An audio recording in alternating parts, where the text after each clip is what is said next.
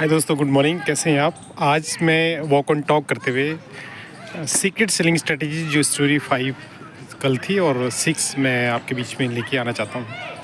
तो होपफुली आपको अच्छा लग रहा होगा। कुछ मेरे जो लर्निंग एक्सपीरियंस है, मेरा एक्सपीरियंस आप लोगों तक पहुँचे और उससे एक जनमानस को फ़ायदा हो, और जो सेल्स प्रोफेशनल्स हैं, बिजनेस ओनर्स हैं, उनको क्या फ़ायदा हो सकता है। तो आज मैं एक स्ट्रेटजी आपसे शेयर करना चाहूँगा कि presentation is very much important. कि किसी चीज़ का प्रेजेंटेशंस और मार्केट में कैसे इन्फ्लुएंस करता है और कस्टमर्स कैसे अट्रैक्ट होते हैं। तो सारा जो चीज़ है ये है कस्टमर्स एक्विजिशंस, कैसे मैक्सिमम कस्टमर्स आप तक पहुँचें। तो इसकी एक टेक्निक्स होती है, इसको कहते हैं पोमो टेक्निक्स। पोमो टेक्निक्स के प्रेजेंटेशन ऑफ प्रॉफिट मार्केटिंग।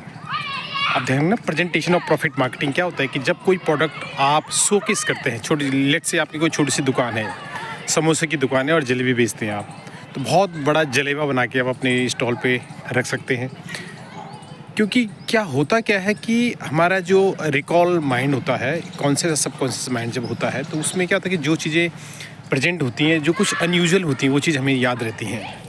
कि पूरा अगर हम जैसे मार्केट में जाते हैं, आप देखते हैं कि कहीं बहुत बड़ा साइनिंग बोर्ड लगा हो नाइकी का, और उसमें केवल टिक लगा हो, उसका लोगो लगा हो, तो लगता है यार यहाँ कोई नई दुकान आ गई है। या कहीं कोई दुकान है और वहाँ पे कोई शॉप है और उसने बहुत बड़ा जूता लटका रखा है अपने शॉप के बाहर, तो लगता है यार ये वाकई में कुछ नया है, मार्केट अनयूजुअल है।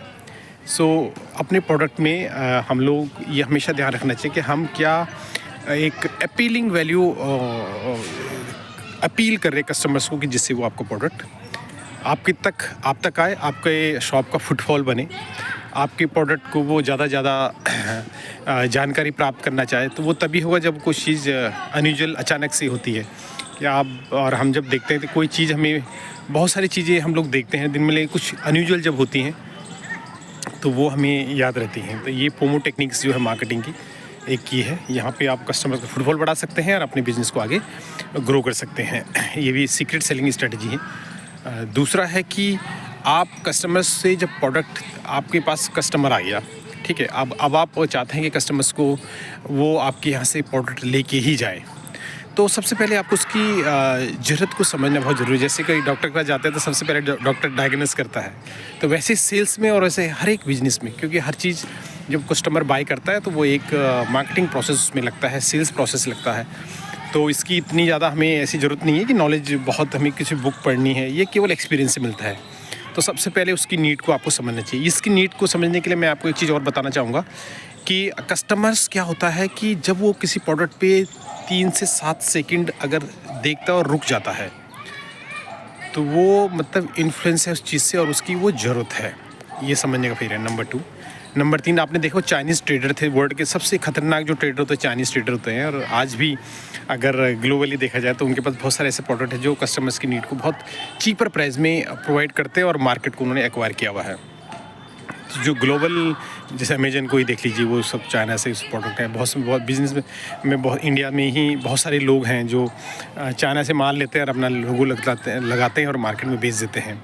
एक बहुत सारे एग्जांपल आपको देख लीजिए, जैसे बहुत सारे बहुत सारी कंपनीज़ हैं जो जैसे लेंसकार्ट है या और भी बहुत सारे ब्रांड्स, कुछ चीज़ें वो प्रोक्योर करती है, कुछ बाहर से लेती हैं, और मैनी अदर्स बिजनेस लोग बहुत अच्छा कर रहे हैं, क्योंकि उनके पास कस्टमर्स की नीड को समझने की एक क्षमता है। वो कस्टमर्स की नीड को स्कैन करते हैं, उसके हिसाब से प्रोडक्ट पॉकेट के हिसाब से प्राइस रखते हैं। तो आपको भी यही सारी चीज़ें टेक्निक्स फॉलो करनी, अप्लाई करनी और चीज़ों को आगे बढ़ाना है। एक छोटी सी स्टोरी मुझे जब मैं ताजमहल देखने गया था, तो आगरा में मैं दुकान में गया था, तो मैंने देखा था कि वहाँ पे कुछ शिल्पकार, अब वो जो हमारे साथ गाइड थे, उन्होंने पता है कि हम कुछ को नया चीज़ दिखाना चाहते हैं। तो मैंने कहा चलो ठीक है, देखते हैं, कुछ नई चीज़ देखने का तो हमें शौक है ही, और हर आदमी कुछ नया एक्सपीरियंस करना चाहता है। तो जब हम वहाँ पे गए तो वहाँ पे कुछ लोग शिल्पकार थे और वो कुछ ऐसी चीज़ें डिज़ाइन क्रिएट करते जो हमने ताजमहल में देखी थी। जैसे जो वहाँ पे पल्स हैं, उनकी जो डिज़ाइनिंग है, जो फ्लावर्स हैं, वो सब बना रहे थे हैंडमेड।